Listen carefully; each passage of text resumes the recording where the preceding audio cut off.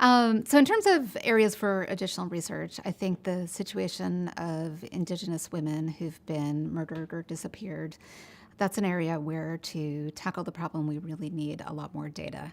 I think Indigenous women are often underdocumented in terms of crimes that they suffer. We learned about that with respect to advocacy around domestic violence in the last 10 years or so, leading importantly to the Tribal Law and Order Act and the Violence Against Women Act. We don't yet have national legislation in the U.S. that pertains specifically to the situation of human trafficking. And I think Indigenous women, particularly who live on the borders, are often subjected to and are pulled into trafficking rings.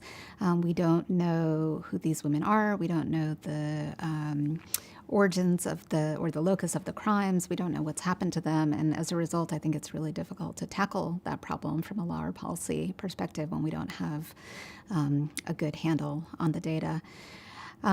With respect to my work in property law, I'm very interested in additional research on Indigenous people's own forms of land tenure.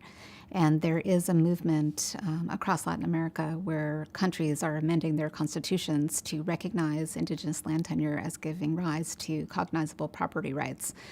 That's fabulous, but when it comes to realizing those rights, Indigenous peoples often don't want to replicate the property devices of the settler nation. It's not fee simple or trust status. They want an truly Indigenous form of land tenure, whether it's a Maya way of occupying the land or relating to the spiritual world to be reflected in the law.